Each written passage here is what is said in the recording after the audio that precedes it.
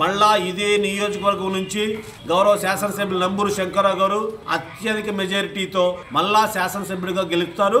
ఖచ్చితంగా రాబోయే గవర్నమెంట్లో మంత్రిగా కొనసాగబడతారని చెప్పేసి మా విశ్వాసాన్ని, దృఢమైన నమ్మకాన్ని, విశ్వాసాన్ని తెలియజేస్తా ఉన్నాం. పెదకూరపాడిని గెలిపిస్తావా? నీ వల్ల ఏమైంది? నీ వల్ల ఏమైంది చెప్పు.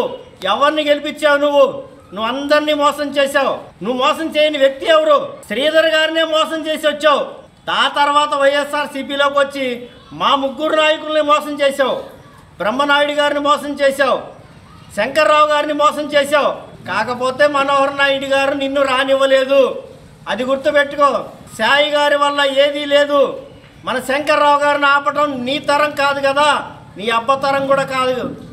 నిన్న గౌరవ మాజీ ముఖ్యమంత్రులు చంద్రబాబు గారి సమక్షంలో కొన్ని తోడేళ్ళు, మీకు అర్థమయ్యాడు తోడేళ్ళు అంటే, ఇప్పుడు దాకా ఇక్కడ తిని ఇక్కడ అవినీతిని ఆపి ప్రశ్నించినటువంటి గౌరవ శాసనసభ్యులు నంబూరు శంకరరావు గారు వారిని బహిష్కరించిన తర్వాత ఒక 6 నెలలు అటు ఇటు తిరిగి నిన్న టీడీపీలో చేరడం జరిగింది.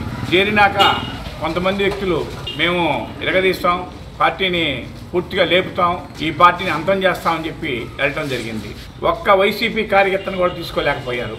మొత్తం పోయినటువంటి వ్యక్తులు 1000 కానీ 500 కానీ 600 మంది పోయిన వాళ్ళు అందరూ కూడా టీడీపీ వాళ్ళని తీసుకోరు. ఇప్పుడు టీడీపీలో ముసలం బయలుదేరింది. నిన్న జరిగినటువంటి అక్కడ ఆ సమావేశంలో పక్కనున్న శ్రీధర్ని ఒక్క వ్యక్తి కానీ, నారా చంద్రబాబు నాయుడు కానీ, రాష్ట్ర పార్టీ అధ్యక్షులు అచ్చెన్నాయుడు గారు కానీ, అలాగనే శ్రీధర్ గారి క్యాండిడేట్ అతన్ని మీరు బలపరచండి కానీ ఒక్కళ్ళు అనలా. వీళ్ళు పోయిన కారణమే అక్కడ స్విచ్ పెట్టి శ్రీధర్ టికెట్ లేకుండా చేయడానికే తెలుగుదేశంలో ముసలం బయలుదేరింది. దానికి నిదర్శనంగా నిన్న కోస్తూరులో కొంతమంది టీడీపీ నాయకులు మీటింగ్ పెట్టి ఇందు చేసుకొని దొంగలు వస్తున్నారు జాగ్రత్త, మన పార్టీని మనం కాపాడుకుందాం అనే మాట అనడం జరిగింది. అదే ప్రకారం నిన్న గౌరవ శాసనసభ్యులు నంబూరు శంకరరావు మీద కొంతమంది అవాకులు సవాకులు, నిన్నటిదాకా పార్టీలో ఎన్ని అక్రమాలు ఎన్ని అవినీతి పాల్పడినటువంటి వ్యక్తులు ఇవాళ బయటికి పోయి శంకరరావు గారిని అంటాం ఎంతవరకు సంబంధించి ఒకసారి ఆలోచించుకోండి. శంకరరావు గారు ఆయన అసమర్థుడు, ఏం తెలియదు, అనామకుడు అన్నారు. ఆయన అసమర్థుడు, అనామకుడు. కుటుంబం మొదటి నుంచి కూడా ఎప్పటి నుంచి కూడా పార్టీలో మొదటి నుంచి రాజకీయాల్లో ఉండి వాళ్ళ తాతలు ముత్తాసగా నుంచి పదవులు అనుభవించుంటున్న వాళ్ళు. ఇవాళ శంకరరావు గారు లిల్లీ పుట్టంటే మీరు అంతకన్నా పందికొక్కులు, బురదలో పడ్డ పందులు లాంటి వాళ్ళు, ముళ్ళపంది. మీరు అతను శాసి అనే అంత అర్హత మీకు లేదు. ఇవాళ రండి ఛాలెంజ్. శ్రీధర్ టికెట్లు మీరే తెలిసి మీరే తిరుగుతున్నారు. ఇవాళ రోజున చంద్రబాబుని తెస్తారా, లోకేష్ని తెస్తారా, అచ్చెన్నాయుడిని తెస్తారా? రండి తీసుకురండి.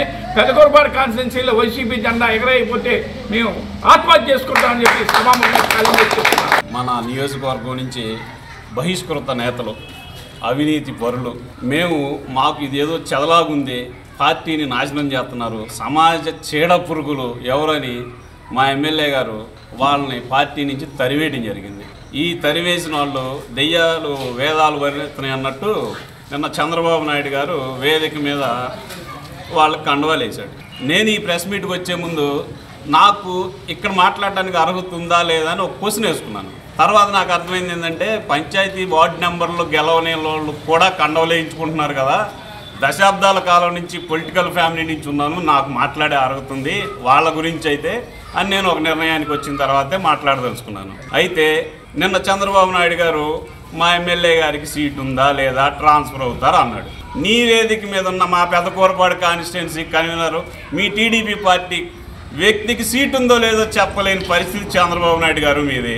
పక్కన పెట్టుకొని ఆ పక్క వ్యక్తి సమక్షంలో పార్టీలో చేరారు అనలేని పరిస్థితి మీది చంద్రబాబు నాయుడు గారు. ఎక్కడి నుంచో ఈ నియోజకవర్గంలో తీసుకెళ్ళి అచ్చెన్నాయుడు గారి సమక్షంలో జాయిన్ చేసామని చెప్తున్నారు. మరి మా కన్వీనర్ గారు ఏం చేస్తున్నారు? మీరు సీట్ ఇట్లేదా చంద్రబాబు నాయుడు గారు? అందరినీ వాడేసి వదిలేస్తారా?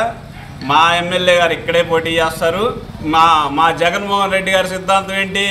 మాట తప్పం మడమ తెప్పం. ఈ మా శంకర్రావు గారి నినాదం కూడా అదే. ఇదే కాన్స్టిట్యున్సీ నుంచి మా ఎమ్మెల్యే గారు పోటీ చేస్తారు, ఎంత మెజారిటీతో గెలుస్తారో చూపిస్తాం. మీకు ఇంకా ఏమైనా డౌట్గా ఉంటే మీ అబ్బాయి లోకేష్ బాబు గారిని పంపించండి, లేదా మీరు రండి. సవాళ్ళకి రెడీ, మేము సిద్ధంగా ఉన్నాం. ఎంత మెజారిటీ వస్తే చూపిస్తాం. ఏడకి మెడం తిప్పేవాళ్ళు మాట తప్పేవాళ్ళు ఈ పార్టీలోనే లేరు. ప్రాణాలు వడ్డీ పోరాడతాం. మా శంకర్రావు గారిని అత్యధిక మెజార్టీతో గెలిపించుకుంటామని ఈ సందర్భంగా అందరికీ తెలియజేస్తాం. ఆ తెలుగుదేశం పార్టీలో చేరిన వాళ్ళు చంద్రబాబు గారి సమక్షంలో నిన్న చేరడం జరిగింది.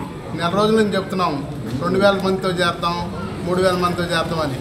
కానీ వెళ్ళిన ముగ్గురులో ఒకే సమాజానికి సంబంధించిన వ్యక్తులకే చంద్రబాబు నాయుడు గారు కండవలు వేశారు తప్ప మిగతా వాళ్ళకి ఎవరికి అవకాశం ఇలా అచ్చెన్నాయుడు సమక్షంలో ఇచ్చారు తప్ప చంద్రబాబు నాయుడు గారు మరి మిగతా కులాలకి ఏ ఒక్కరికి కూడా కండవేసే దాఖలు. మరి మొన్న ఎమ్మెల్యే గారి మీద మాట్లాడుతున్నారు ఇసుక దోపిడీ జరుగుతుందని. ఇసుక దోపిడీ చేసింది ఎవరు? వాళ్ళు చేశారు తెలుగుదేశం ప్రభుత్వంలో. ఎన్జిటి వాళ్ళు 100 కోట్లు ఫైన్ వేసింది ఎవరికి? వాళ్ళకేశారు. అది ఒక్కసారి ఆలోచించుకోవాలి. మరి భవిష్యత్తులో 2024లో నంబూరు శంకర్రావు మీద పోటీ చేయడానికి లోకేష్ కానీ చంద్రబాబు నాయుడు కానీ వాళ్ళు ఎవరైనా రావచ్చు. దమ్మున్న నాయకుడు ఎవరైనా వచ్చి ఇక్కడ పోటీ చేసి రమ్మనండి. ఎమ్మెల్యే నంబూరు శంకర్రావు గారిని అత్యధిక మెజార్టీతో ఈ నియోజకవర్గంలో గెలిపించుకుంటామని ఈ సభాముఖంగా తెలియజేస్తున్నాం. నిన్న జరిగిన ఒక అనైతిక కార్యక్రమం వైఎస్ఆర్సీపీలో నుండి అవినీతి పరులుగా ముద్ర వేయబడి బహిష్కరించబడి తెలుగుదేశం పార్టీలో చేరిన వ్యక్తుల యొక్క చలోక్తులు చూస్తుంటే హాస్యాస్పదంగా ఉంది. వారి గత చరిత్ర చూస్తే హత్యా రాజకీయాలు, అవినీతి రాజకీయాలు, దళిత వ్యతిరేకులు చూస్తున్నాం. మనం చేరిన ముగ్గురులో తండ్రులు చంపిన ఘనమైన చరిత్ర కలిగిన వారు 2 ఉన్నారు. వాళ్ళలో మీకు అందరికీ తెలిసే ఉంటుంది ఇప్పటికీ. అంతేకాదు దళితుల్ని గడ్డివాములో వేసి పెట్రోల్ పోసి చంపినటువంటి రాజకీయ చరిత్ర వారిది. వారు ఎక్కడున్నా కూడా 1 సంవత్సరం పాటు స్థిరంగా ఉండిన సందర్భం లేదు. గత 20 సంవత్సరాల నుండి నేను చూస్తున్నాను. మొట్టమొదటిగా శివప్రసాద్ గారు మేనలుండని చెప్పుకొని రాజకీయాల్లోకి వచ్చి రాజా గారి శిష్యర్కం చేసి సంవత్సరంన్నరలోనే రాజా గారిని వదిలిపెట్టి శివప్రసాద్ గారి దగ్గరకు వచ్చి శివప్రసాద్ గారిని వదిలిపెట్టి మా నరేంద్ర గారి దగ్గరకు వచ్చి నరేంద్ర గారిని వదిలిపెట్టి పుల్లారావు గారి దగ్గరకు వచ్చి తర్వాత వైసీపీ పార్టీలో చేరి ఆ తర్వాత వైసీపీ పార్టీలో కూడా బ్రహ్మనాయుడు గారిని ఆ తర్వాత మనోహర్ నాయుడు గారిని ఆ తర్వాత శంకర్రావు గారి దగ్గరే ఆయన వ్యక్తిత్వం మంచిది కాబట్టి 3 సంవత్సరాలు కాపురం చేశాడు. ఈ 3 సంవత్సరాల్లో శంకర్రావు గారికి తెలియకుండానే అనేక రకాలుగా దోచుకున్నాడు. ఈ దోచుకున్న విధానం ఈ అవినీతిని తట్టుకోలేక పార్టీ నుండి సస్పెండ్ చేస్తే ఈరోజు వెళ్ళి తెలుగుదేశం పార్టీలో చేరి అనైతికంగా మాట్లాడుతూ ఉన్నాడు. లిల్లీ పుట్ట అంటున్నాడు. జాగ్రత్తగా మాట్లాడాలి, సంస్కారవంతంగా మాట్లాడాలి. ఎందుకంటే నీవు 20 సంవత్సరాల నుంచి రాజకీయాల్లో ఉన్నావు. నీ చరిత్ర ఏందో, శంకర్రావు గారి చరిత్ర ఏందో ఈ నియోజకవర్గ ప్రజలందరికీ తెలుసు. నీవు సారాయి కాసిన సంస్కృతి నీది, వైన్ షాపులు పగలగొట్టిన సంస్కృతి నీది, దళితులను దౌర్జన్యంగా చంపిన సంస్కృతి నీది. శంకర్రావు గారు వారి కుటుంబం పూర్వం నుండి కూడా వారి కుటుంబంలో కాంగ్రెస్లో జిల్లా వైస్ ప్రెసిడెంట్గా జడ్పీటీసీగా పదవులు అనుభవించి అనేక కార్యక్రమాలు నిర్వహించి వ్యాపారం చేసుకుని వారు ధనార్జన చేసి పేద ప్రజల కోసం ఖర్చు పెట్టారే తప్ప నీకులాగా అవినీతి హత్యా రాజకీయాలు చేసి దొంగసారాయి అమ్మి వైన్ షాపులు పగలగొట్టి అక్రమ ధనార్జన చేయలేదు అనే విషయాన్ని నువ్వు గుర్తుంచుకోవాలి. ఒకే సామాజిక వర్గానికి ముద్ర వేసినప్పుడు తెలుగుదేశం పార్టీని రాజకీయ సమాధి చేయాలని కోరుకుంటూ విజ్ఞప్తి చేస్తూ ఉన్నారు. ఎన్టీ రామారావు గారిని వెన్నుపోటు పొడిచి పార్టీ లేకుండా చంద్రబాబు నాయుడు గారు, అదేవిధంగా గౌరవ శాసనసభ్యుల్ని నంబూరు శంకర్రావు గారిని వెన్నుపోటు పొడిచి మోసం చేసి ఇవాళ ఏదో శంకర్రావు గారు ఏదో మాకు అన్యాయం చేశాడని నియోజకవర్గంలోని చాలామంది కళ్ళబులి కబుర్లు మాటలు చెప్పి ఇవాళ ప్రగల్భాలు పలుకుతున్నారు. అక్కడ వైఎస్ఆర్సీపీ బహిష్కరించబడి వీళ్ళు మాకొద్దు, వీళ్ళు పార్టీకి అనర్హులు అని వేటు వేయబడిన 3 వ్యక్తులు మాత్రమే అక్కడ జాయిన్ అవ్వడం జరిగింది. జగన్మోహన్ రెడ్డి గారికి బినామీ అని చెబుతున్నారు. జగన్మోహన్ రెడ్డి గారికి బినామీ కాదు, జగన్మోహన్ రెడ్డి గారి సైనికులు మేము.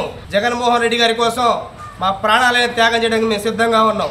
శంకర్రావు గారిని కూడా 30,000 మెజార్టీతో నియోజకవర్గంలో గెలిపించుకుంటాం. ఎమ్మెల్యే గారి విద్యార్హత గురించి మాట్లాడుతున్నారు.